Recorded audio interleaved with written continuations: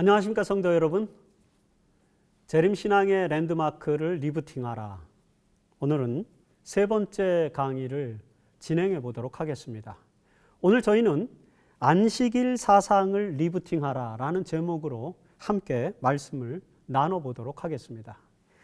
먼저 오늘의 성경절 레위기 23장 12절로 13절에 있는 말씀을 제가 읽도록 하겠습니다. 너희는 엿새 동안에 내 일을 하고 일곱째 날에는 쉬라. 내 소와 나귀가 쉴 것이며 내 여종과 자식과 나그네가 숨을 돌리리라.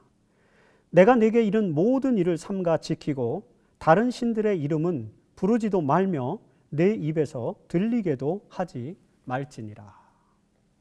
여러분들께서 많이 읽으셨고 잘 아는 안식일과 관련된 말씀 중에 한 말씀, 레위기 23장 12절로 13절에 있는 말씀입니다. 자, 안식일 신앙은 성소 진리 못지않게 또 재림 신앙과 깊은 관계를 가지고 있습니다. 왜 그런가 하면은 대실망을 경험한 1844년 10월 22일에 대실망을 경험한 재림 신도들이 새로운 소망으로 다시 일어설 수 있게 만들어진 교리 중에 또 하나가 바로 이 안식일 교리였기 때문입니다. 구약에서 안식일은 창조주 하나님을 섬기는 예배일로 지켜졌습니다. 이런 전통은 신약에서도 마찬가지라는 것을 우리는 잘 압니다. 성경의 안식일 예배가 일요일 예배로 전환되기 시작한 것은 역사적으로 보면은 2세기 정도, AD 2세기, 서기 2세기 정도에 가서입니다. 그 2세기 사도 교부들의 시대 때부터였다라고 우리는 역사신학적으로 설명할 수가 있습니다. 바로 이 2세기 중반 이후부터 그리스도인들은 안식일과 주일을 함께 지켰습니다. 특별히 4세기 초에 이르면은, 콘스탄티누스 황제 시대죠. 이 콘스탄티누스 황제 시대에 이르면은 기독교는 로마의 주요 종교로 정착하였고 그 다음에 주일이 교회의 예배일로 확립되게 됩니다. 2세기 중엽 이후에 기독교가 유대교와 차별화하는 과정에서 안식일 대신 주일이 더 중요한 예배일로 부각됩니다. 이로 인해서 안식일은 그리스도교 신앙 전통에서 잊혀져 가게 됩니다. 그 후에 16세기 종교개혁 시대에 안식일을 준수하는 제세례파, 아나바프티스트가 등장해서 안식일을 종교개혁의 의제로 제시했던 이 소규모 아주 작은 한 그룹의 제세례파들, 아나바프티스트들이 있었습니다. 그들은 안식일을 개혁했는데 이들로 인해서 개혁교회, 즉 종교개혁의 일부에서 안식일 진리가 회복되기 시작됩니다. 그러니까 약 한 1000년 동안 그리스도교는 더 이상 안식일을 지키지 않고 주일을 예배일로 지키는 그런 역사가 지속되게 된 거죠. 이 1000년이 훨씬 넘는 시간 동안에 그런 역사가 진행된 것입니다.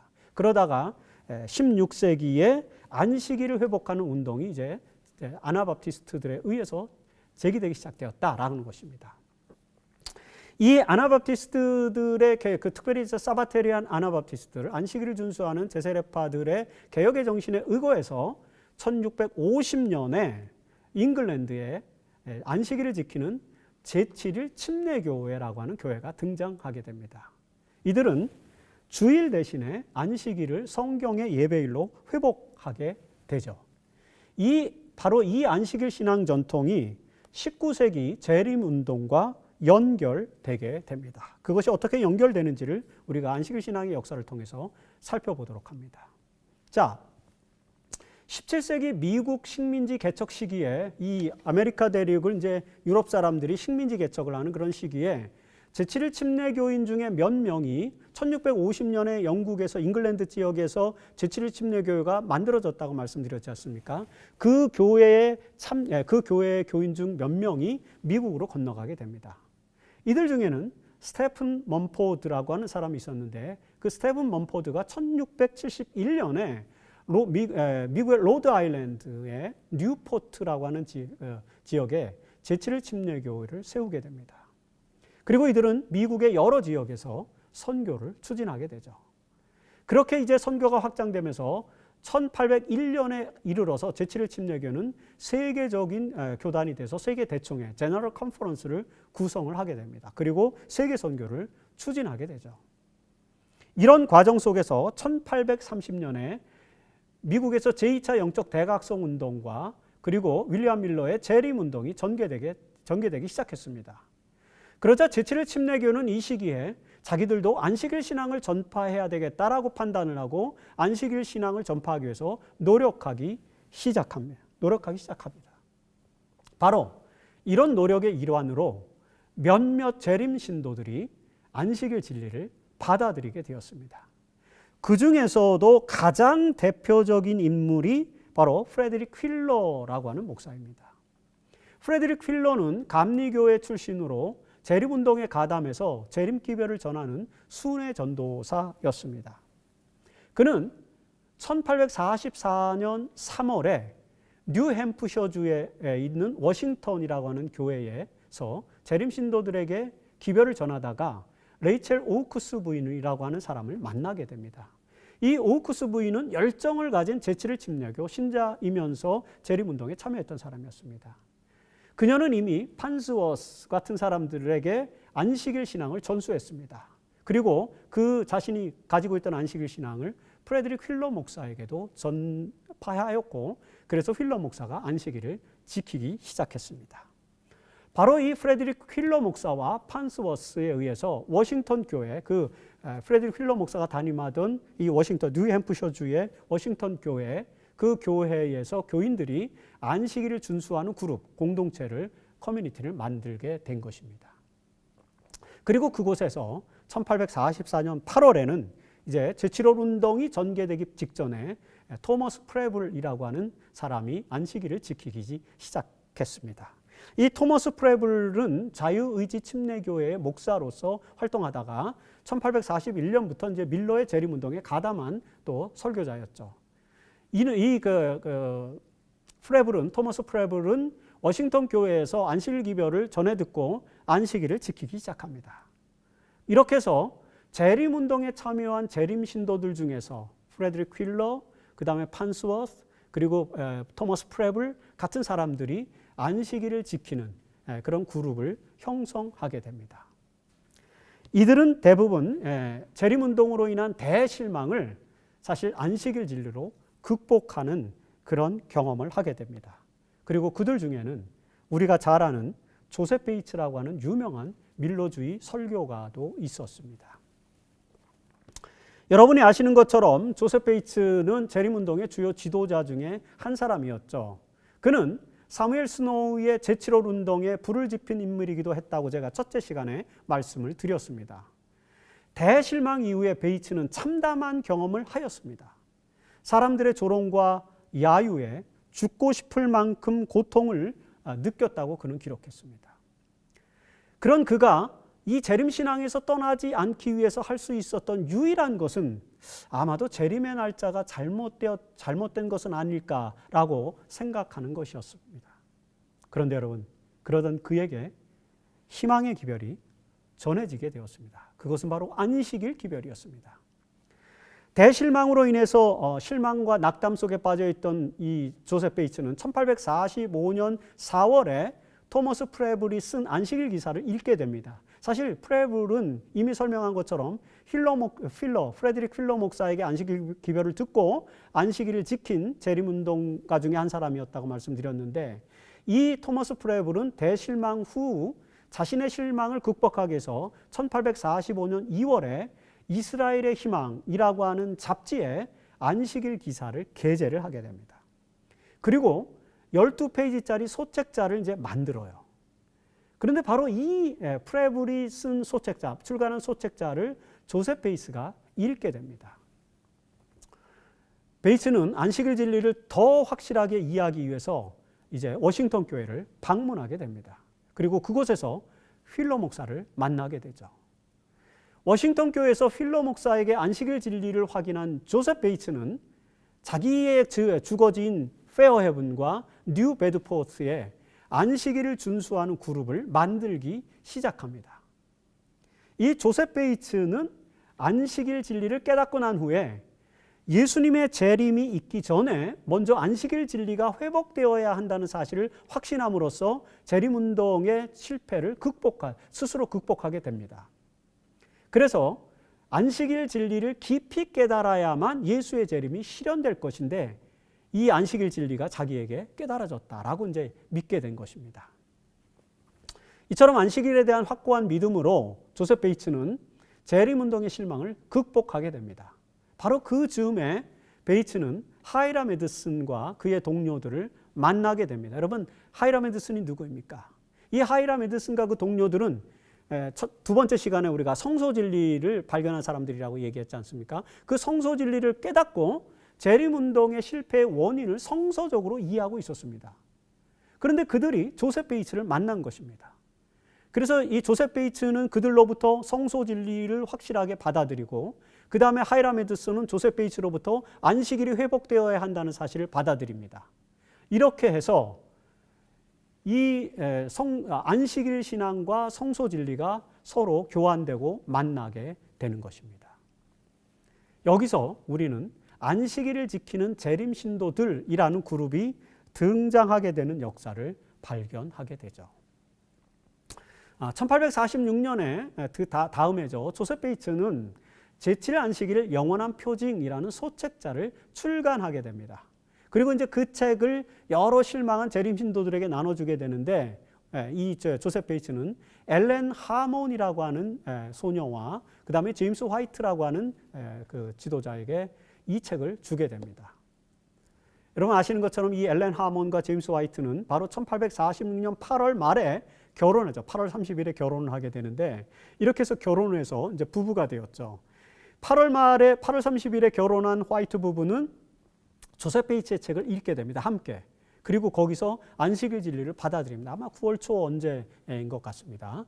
이렇게 해서 여러분 조셉 베이츠라고 하는 사람, 그리고 하이람 에드슨, 그리고 제임스 화이트, 엘렌 화이트와 같은 안식일 준수 재림 신도 그룹의 선구자들이 뭉치게 됩니다.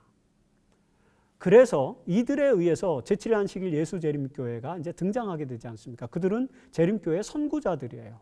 바로 안식일 신앙과 재림 신앙이 제7일 안식일 예수 재림교회의 뿌리가 된 역사적 배경은 바로 여기서부터 시작되게 되는 것이죠.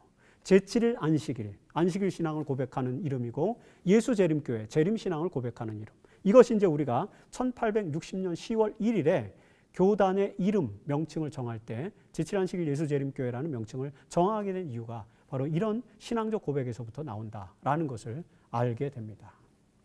자, 그렇다면 재림교회가 가지고 있는 안식일 신앙은 어떤 것일까요? 이것이 어떻게 발전했을까? 그 역사를 잠깐 좀 살펴보도록 하겠습니다. 이미 말씀드린 것처럼 재림교회의 안식일 교리는 재림신앙과 매우 밀접하게 연결되어 있습니다. 특별히 재림교회의 안식일 신학은 조셉 베이츠라고 하는 사람에 의해서 확립되게 됩니다. 조셉 베이츠는 1846년에 제7일 안식일 영원한 인이란 제7일 안식일 영원한 인이라는 책을 쓰고 그 다음에 1849년 1월에는 살아계신 하나님의 인이라는 책을 출간합니다. 이 두 책이 굉장히 중요합니다. 1846년판은 제7일 안식일 영원한 표징이라는 제목으로 만들어졌고요. 그 다음에 1849년 1월에 또 출간된 책은 살아계신 하나님의 인, 이 하나님의 인, 짐승의 표, 이 사상이 바로 이 책에서 발전한 것을 우리는 직감할 수 있게 됩니다. 바로 이 책에서 조셉 베이츠는 재림신앙과 연관된 안식일 신학을 몇 가지 정리하게 됩니다. 과거의 모든 안식일 신앙을 발전시킨 사람들, 제7일 침례교라든지 사베테리안 애나바티스트라든지 그들이 가르친 것 이외에 오늘날 제7일 안식일 예수재림교회가 갖고 있는 독특한 안식일 신학, 그것은 바로 이 1849년 조셉 베이츠의 하나님의 인의 사상에서부터 온다라는 것을 우리는 이해하게 될 때 그 안식일 신학, 재림 신앙과 연관해서 조셉 베이츠가 발전시킨 안식일 신학을 정리하는 것은 매우 중요하죠. 첫 번째는 계시록 11장 19절에 하늘에 있는 하나님의 성전이 열리니 성전 안에 하나님의 궤가 언약궤가 보이며라는 구절, 이 구절에 주목합니다. 결국에 나중에는 화이트 부인도 이 구절을 통해서 하늘 성소의 지성소의 계시를 보고 그다음에 그 지성소의 법궤가 열리고 법궤의 넷째 계명이 밝게 빛나는 그런 계시를 보게 됩니다. 이 계시에 나타난 그런 어떤 신학적 사상을 정리한 사람이 조셉 베이츠입니다. 7번째 천사가 나팔을 불 때, 계시록 11장 19절은 이제 7번째 천사가 나팔을 불 때 일어난 사건인데, 이 사건은 19세기에 안식일 교리가 드러나게 될 것을 예언하고 있다고 조셉 베이츠는 본 것입니다. 하나님의 언약궤가 보였다는 것은 안식일에 대한 깨달음이 있을 것을 예언하는 것이라고 상징적으로 해석을 한 것이죠. 따라서 안식일 교리는 재림운동과 더불어서 회복되어야 할 중요한 교리로 계시록에 이미 예언되어 있었다고 해석함으로써 재림운동의 실망을 극복하는 것입니다. 두 번째는 요한계시록 14장 12절에 나타나는 성도들의 특징이 하나님의 계명과 예수에 대한 믿음을 지키는 자라는 사실에 조셉 베이츠는 집중합니다. 이 구절은 셋째 천사의 기별로서 조셉 베이츠는 안식일 준수 재림 신도들을 셋째 천사로 이제 명명하게 됩니다. 이 기별을 토대로 해서. 왜냐하면 바로 셋째 천사의 기별 속에서 마지막 시대를 사는 성도들이 하나님의 계명을 지키는 자다라고 했기 때문에 안식일 계명을 깨닫고 지키는 자들은 셋째 천사다라고 명명하게 된 것이죠. 윌리엄 밀러는 재림운동을 통해서 첫째 천사와 둘째 천사의 기별을 전했습니다. 이 윌리엄 밀러와 찰스 피치, 윌리엄 밀러와 찰스 피치에 의해서 첫째 천사와 둘째 천사의 기별이 이미 전파됐지 않습니까? 하지만 셋째 천사의 기별은 아직 전해지지 않았다고 재림 신도들은 판단을 한 것입니다. 특별히 조셉 베이츠는. 그런데 이 셋째 천사의 기별이 전해져야만 재림이 실현될 것이기 때문에 밀러 운동은 성공할 수가 없었다는 것이죠. 그런데 이제 이 셋째 천사의 기별인 안식일 진리가 전해졌기 때문에 예수의 재림이 가능하게 되었다. 이것이 베이츠가 내린 결론이었습니다.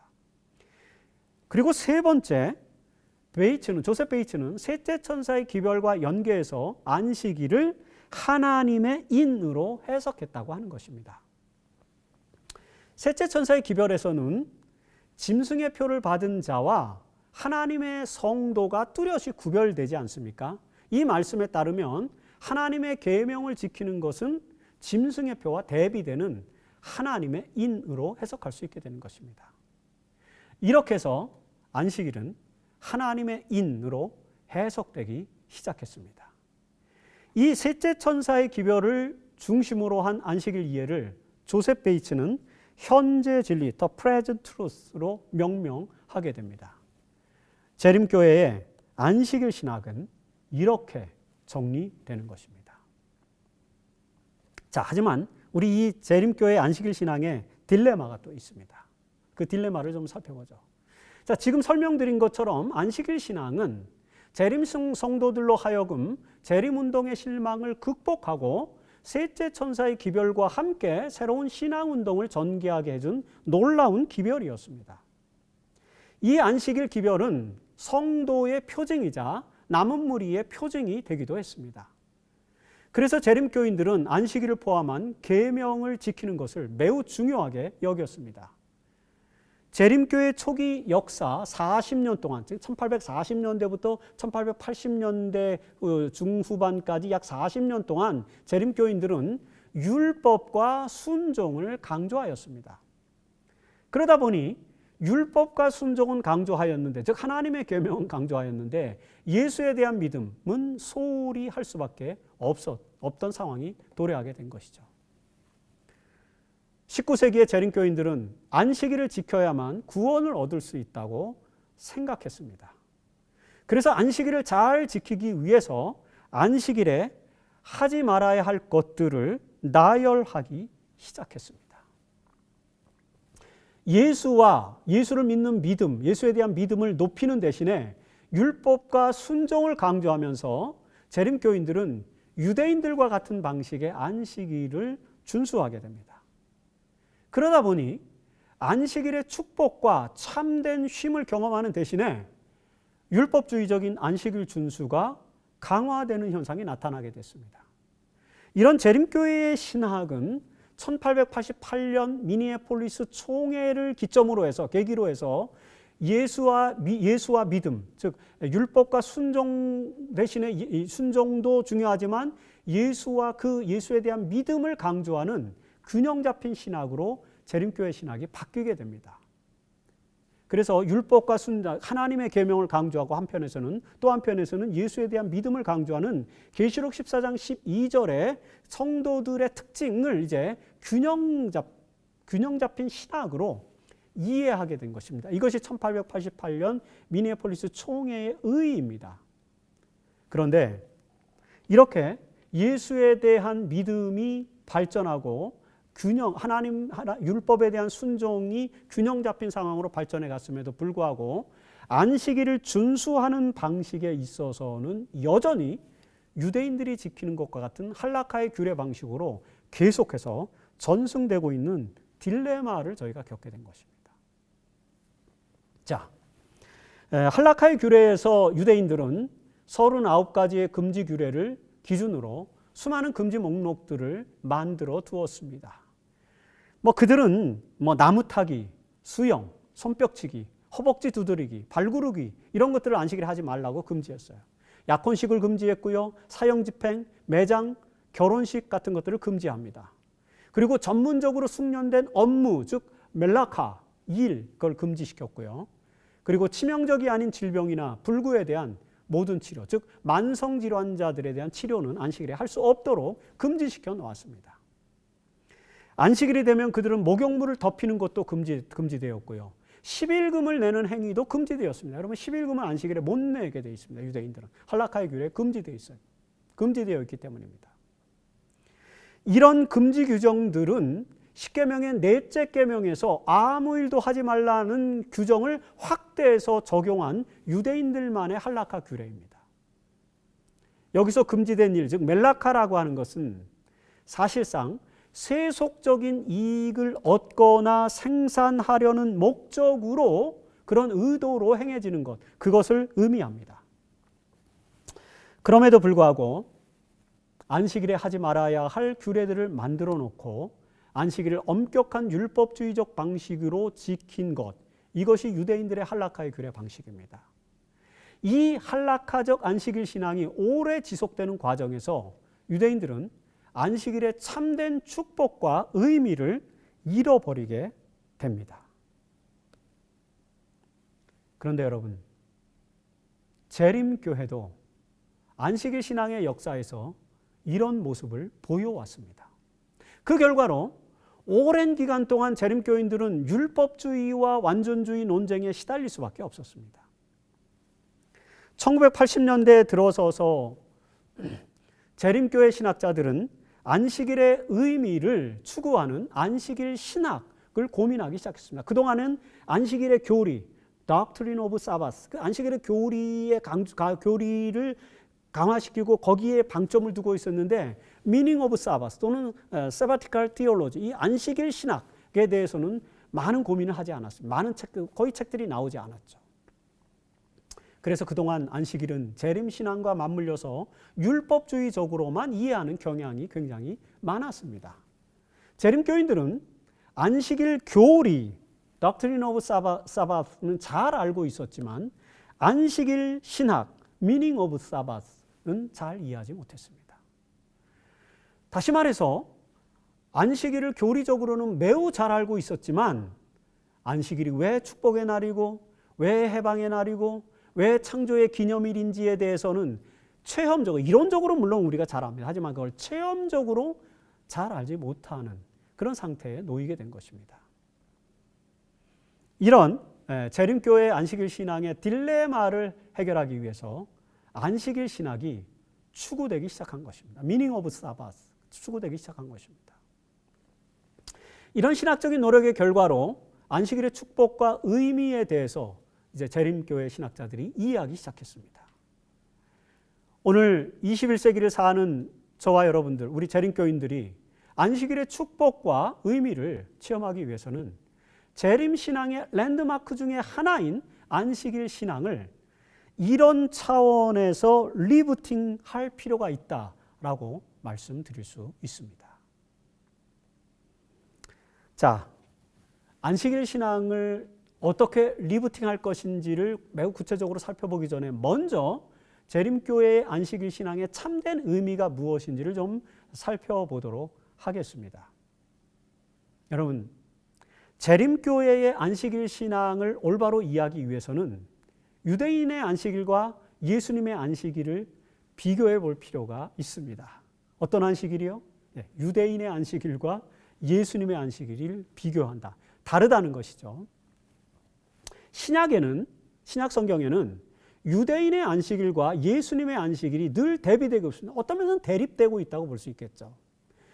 유대인들은 철저하게 할라카의 규례에 따라서 안식일을 지켰습니다.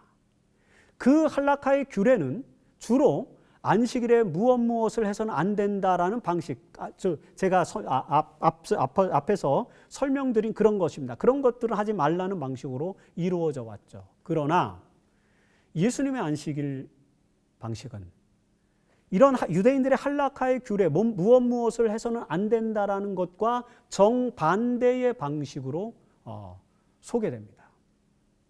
예수님은 마태복음 12장 12절에도 설명한 것처럼 안식일에 선을 행하는 것이 옳으니라 이렇게 설명합니다. 너희 중에 어느 사람이 양 한 마리가 있어 안식일에 구덩이에 빠졌으면 붙잡아내지 않겠느냐? 사람이 양보다 얼마나 더 귀하냐? 그러므로 안식일에 선을 행하는 것이 옳으니라. 이것이 마태복음 12장 12절에서 예수님이 하신 표현입니다. 예수님은 안식일에 유대인들의 할라카의 규례를 일부러 어기시는 모습을 지속적으로 보여주십니다. 예수의 안식일과 유대인의 안식일의 차이를 가장 잘 설명해 주는 사건이 누가복음 13장 10절로 17절에 등장하게 됩니다. 예수께서 한 회당에서 가르치고 계실 때에 그곳에는 18년 동안 꼬부라져 펴지 못하는 여자가 있었습니다. 말씀을 마치신 후에 예수는 그 여자를 불러서 그 병을 치료해 주십니다.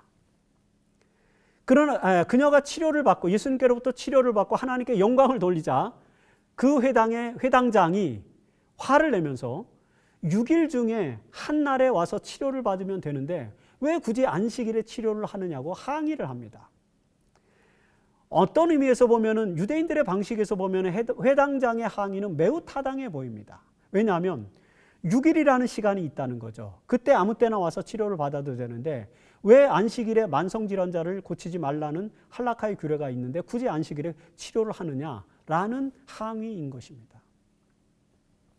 그럼에도 불구하고 예수는 18년 동안 사탄에게 매인받은 이 아브라함의 딸이 안식일에 해방되는 것은 합당하다고 말씀하십니다. 예수님은 유대인들에게 이렇게 말씀하시죠. 너희들이 안식일에 소와 나귀를 외양간에서 풀어내어 끌고 가서 물을 먹이지 않느냐 반문하시는 것이죠. 그런데 하물며 인간이 안식일에 질병에서 풀려나는 것이 너무나도 당연하지 않느냐라고 그렇게 변증하십니다. 여러분, 이 사건에서 회당장은 할라카의 규례를 이야기하고 있습니다. 이미 설명드린 것처럼 할라카의 규례에는 만성질환자의 경우 안식일에 치료를 받을 수 없다고 규정하고 있습니다. 그러나 예수는 그 할라카의 규례가 잘못된 것이라고 지적하고 계신 것입니다. 만성질환자일지라도 오히려 안식일에 질병에서 해방되는 것이 진정한 안식일의 정신이라는 것입니다. 이런 기록에서 이 누가복음 13장에 나타난 기록에서 보듯이 대부분의 안식일 논쟁에서 예수님은 할라카의 규례를 어기셨고 그것 때문에 유대인들과 논쟁하셨습니다. 이런 성경적 사실에 기초할 때 재림교회의 안식일은 유대인들의 할라카 방식이 아닌 예수님의 방식으로 지켜져야 함을 우리는 단번에 인지하게 됩니다. 우리가 만일에 유대인들과 같은 방식으로 안식일을 지켜왔다면 우리는 이제 그 안식일 신앙을 리부팅해야만 하는 것입니다. 여러분, 안식일 신앙을 리부팅하려면 우리는 어떻게 해야 될까요? 안식일 신앙을 리부팅하기 위해서 우리는 영감의 선지자가 가르쳐 주셨던 가르침에 귀를 기울여야만 합니다. 안식일에 대한 엘렌 화이트의 설명은 예수의 가르침, 즉 예수의 안식일에 대한 가르침을 충실하게 반영해 주고 있습니다. 그 내용이 시대소망에 아주 잘 나타나 있습니다. 시대소망 29장에서 엘렌 화이트는 예수와 바리새인들 간의 안식일 논쟁에 대해서 정리하면서 매우 중요한 몇 가지 요점들을 우리에게 가르쳐 주고 있습니다. 첫 번째는요, 하나님께서 안식일을 거룩한 목적에 사용되도록 구별하셨다라는 말씀입니다. 시대소망 1권 239페이지에 있는 말씀입니다. 안식일은 일상의 삶의 목적을 멈추고 새로운 가치를 창출하는 거룩한 목적을 위해 구별된 날이 되어야 합니다. 따라서 안식일은 그 거룩한 목적을 위해서 사용되는 소중한 시간이라는 것입니다. 안식일은 다른 6일과는 전혀 다른 가치 속에서 생활해야만 합니다.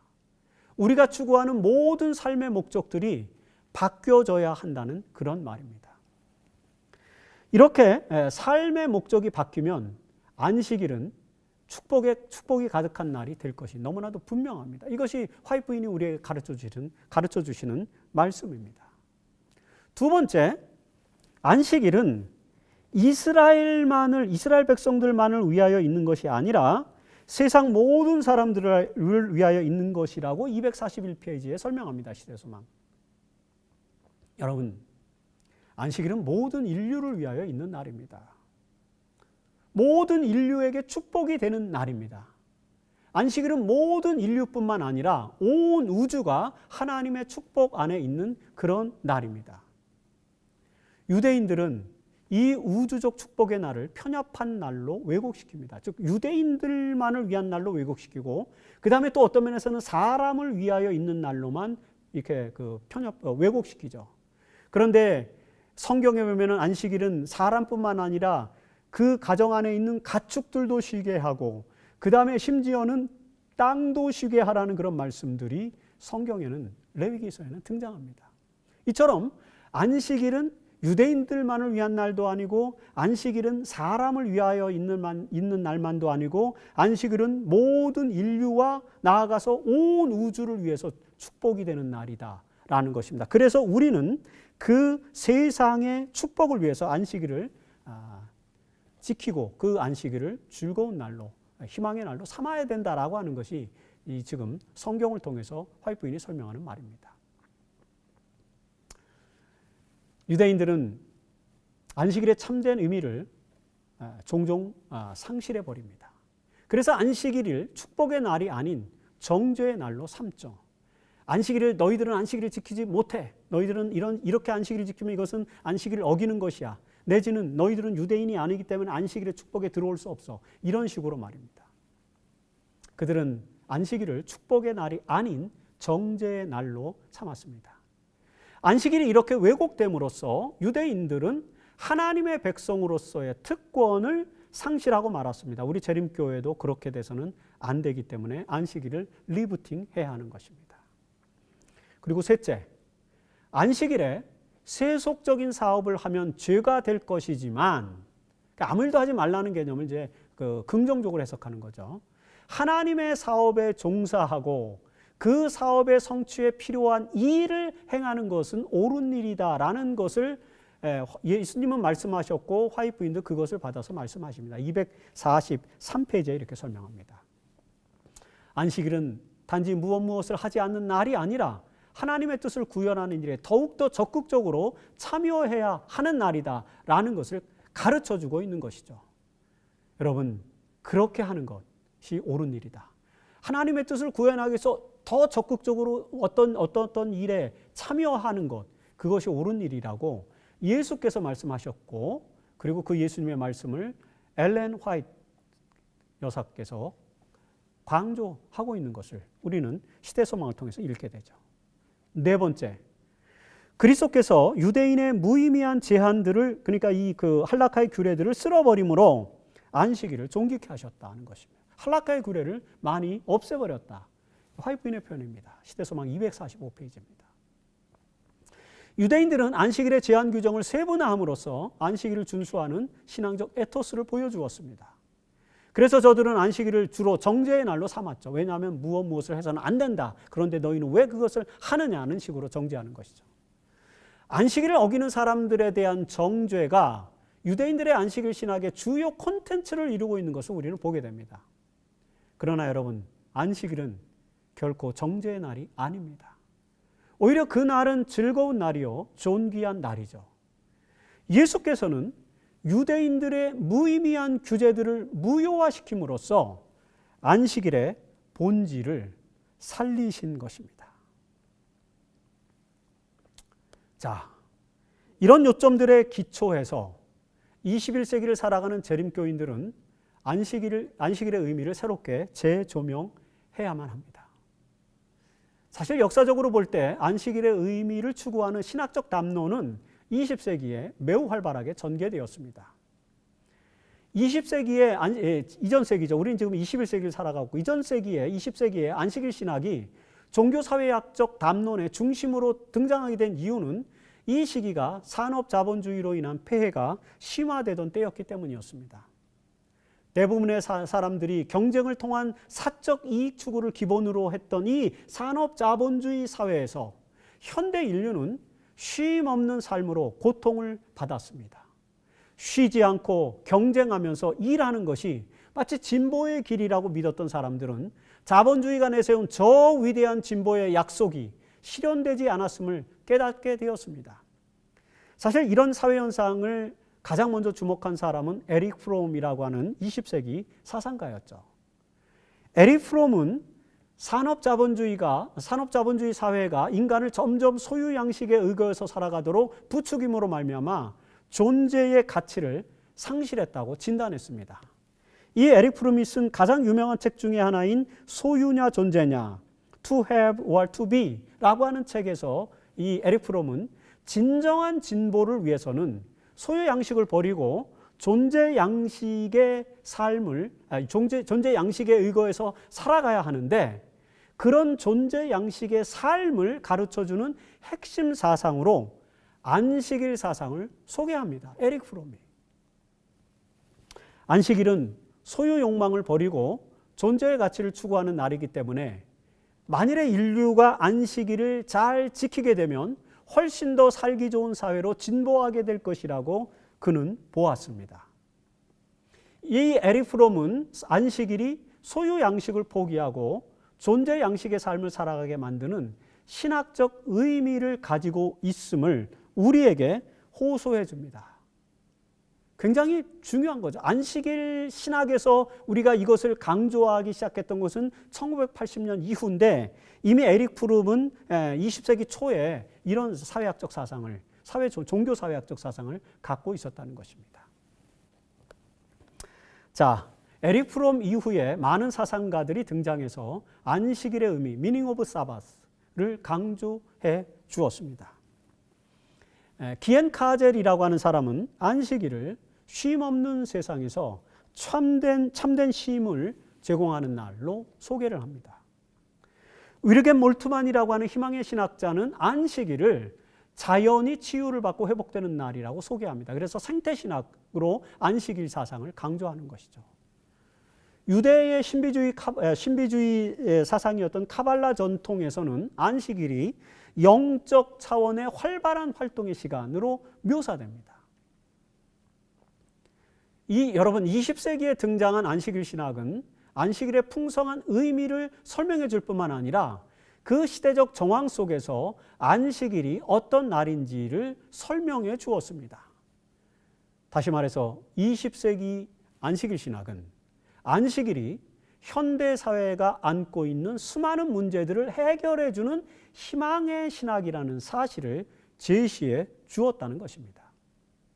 안식일은 소유를 위해서 욕망이라는 이름의 전차를 타고 쉼없이 살아가는 현대인들에게 그 욕망을 멈추고 존재의 가치를 풍성하게 경험하게 함으로써 경쟁과 갈등과 고통에서 벗어나서 행복과 평화와 안정을 체험하게 하는 날이다 라고 그렇게 사상가들이 발견하게 된 것입니다. 여러분, 이런 안식일의 의미는 21세기에도 여전히 유효한 것 아닙니까? 자, 21세기를 살아가고 있는 오늘 우리 인류 사회가 안고 있는 문제가 무엇입니까? 어떤 문제로 고민하고 있습니까? 코로나19는 물론이고요. 양극화와 경제위기, 생태계의 파괴와 지구온난화, 인간성의 상실과 모럴 해저드, 범지구적인 구조적이고 극단적인 폭력, 차별과 불평등, 이런 것 이외에도 수많은 문제들이 있겠지만 이런 요소들이 현재 우리가 겪고 있는 위기의 요인들인 것을 우리는 잘 알고 있습니다. 사실 여러분, 이런 문제들을 해결할 수 있는 사회적인 해법이 없기 때문에 인류는 더 절망하고 있습니다. 그러나 안식일이 이런 문제들을 해결할 수 있다는 사실을 우리는 기억해야만 합니다. 안식일은 일체의 소유 욕망을 멈추고 존재의 가치를 추구하는 날이기 때문에 양극화나 경제 위기의 본질에 내재된 욕망의 병을 치유할 수 있도록 해주는 날이라는 것입니다. 만일에 일주일 중에 하루를 일하지 않고 쉰다면 생태계의 파괴와 지구온난화도 방지될 수 있다는 것입니다. 여러분, 전 세계 모든 사람들이 일주일 중 하루 동안에 자동차를 타지 않는다면 이런 기적이 일어나지 않겠습니까? 이 말은 위르겐 몰트만이라고 하는 사람이 희망의 이유라는 책에서, 희망의 윤리라고 하는 책에서 한 말입니다. 안식일은 존재하는 모든 것들과 더불어서 평화를 누리는 날이기 때문에 그 안식일을 충실하게 우리가 잘 지키면 분쟁과 폭력과 차별과 불평등도 막을 수 있습니다. 이렇게 볼 때에, 이렇게 생각할 때에 현대 사회의 모든 문제들은 안식일을 거룩하게 구별하여 지킴으로써 해결할 수 있게 되는 것입니다. 이런 관점에서 안식일 신학은 모든 인류에게 희망의 신학이 되기에 충분하다는 것, 우리는 이해해야 합니다. 만일 우리가 안식일 신앙을 이런 방향으로 리부팅하게 되면 안식일은 인류에게 축복이 될 것입니다. 영감의 선지자는 안식일을 이렇게 정리해 주고 있습니다. 시대소망 1권 246페이지입니다. 안식일을 그리스도의 창조와 구속의 능력의 표징으로 받아들이는 모든 사람에게 그날은 즐거운 날이 될 것이다. 그들은 그 속에서 그리스도를 봄으로 그리스도 안에서 즐거워할 것이다. 안식일은 그들에게 구속하시기에 능하신 그리스도의 권세의 증거로 창조 사업을 가리킨다. 안식일은 사람의 마음에 잃어버린 에덴의 평화를 상기시키는 동시에 구주로 말미암아 회복된 평화에 대하여 말해준다. 그리고 천연계의 모든 사물은 수고하고 무거운 짐진 자들아, 다 내게로 오라. 내가 너희를 쉬게 하리라는 그분의 초청을 반복한다. 시대소망 1권 246페이지에서 화이트 부인이 하신 말씀입니다. 오늘 우리가 우리의 안식일 신앙을, 재림신앙의 랜드마크 중에 하나인 이 안식일 신앙을 이런 권면의 기초에서 리부팅한다면 이 안식일 신앙은 21세기 사회에서 희망의 신학이 될 것입니다. 많은 사람들이 우리가 가지고 있는 이 안식일 신앙, 그리고 이 안식일을 통해서 누리는 축복의 삶을 바라봄으로써 현대사회의 수많은 위기의 문제들을 극복할 수 있는 해법을 발견할 수 있지 않겠습니까? 그렇게 하도록 만드는 것이 오늘 저와 여러분들의 사명이며 우리가 안식일 신앙을 리부팅해야만 하는 이유이자 목적인 것입니다. 부디 재림성도 여러분, 안식일 신앙이 이렇게 희망의 신학으로 재부팅되고 희망의 신학으로 승화될 수 있도록 노력해 주기를 간절히 바랍니다.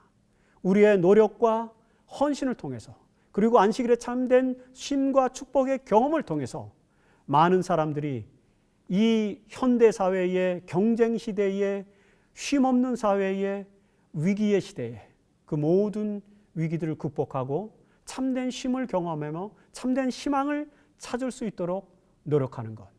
그것이 오늘 저와 여러분들에게 주어진 사명이라는 것을 다시 한번 생각해 보면서 우리에게 주어진 이 소중한 재림신앙의 랜드마크인 안식일 신앙이 리부팅되고 그리고 안식일의 참된 의미가 우리들의 삶 속에서 구현되고 표현되어짐으로 말미암아 저희들과 그리고 우리의 이웃들과 주변의 모든 사람들에게 그리고 이 지구의 모든 생태계의 모든 존재들에게 참된 희망과 회복과 치유의 날이 되는 그런 귀한 날로 만들고 삼아주기를 간절히 바라면서 이 세 번째 강의를 마치도록 하겠습니다.